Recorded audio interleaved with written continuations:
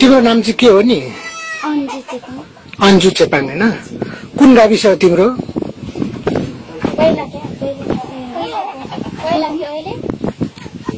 अहिले कुन गाविसमा बस्छौ? कोरा गाविस हैन?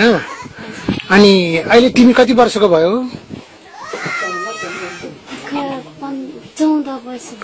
14 भयो है। अनि तिम्रो बुवा आमा हुनुहुन्छ? हो। अनि तिमी कहाँ बसेर पढेको नि? पढेको छ कि छैन? हो। अनि तिम्रो बिहे भयो? हो। अनि त्यसपछि बिहे कसले गरिदिएको नि तिम्रो? हो। तिम्रो बाबु नानी पनि छ? अनि तिम्रो अनि के अरे श्रीमान चाहिँ के गर्नुहुन्छ? के काम गर्नुहुन्छ?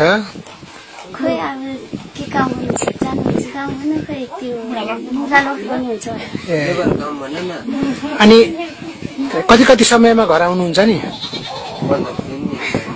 1 महिना 15 दिन आउनुहुन्छ।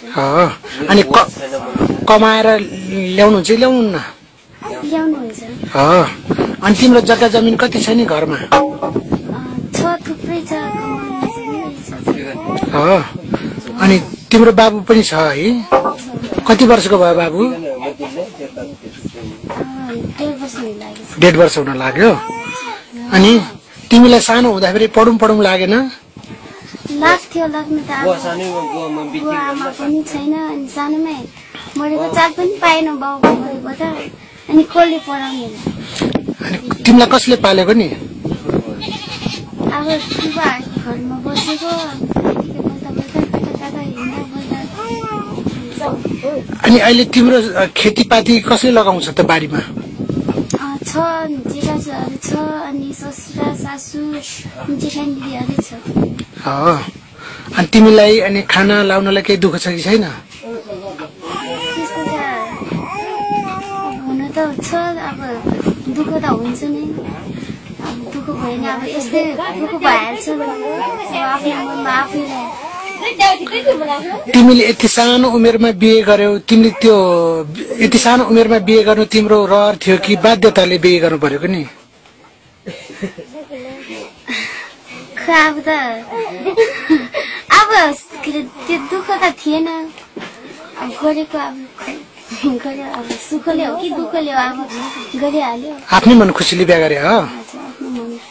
जे भने तिम्रो श्रीमानले माया गरेर पाल्नुहुन्छ। अब तिमी त पढेनौ होइन? तिम्रो बाबु छ, बाबुलाई चाहिँ पढाउने कि नपढाउने नि?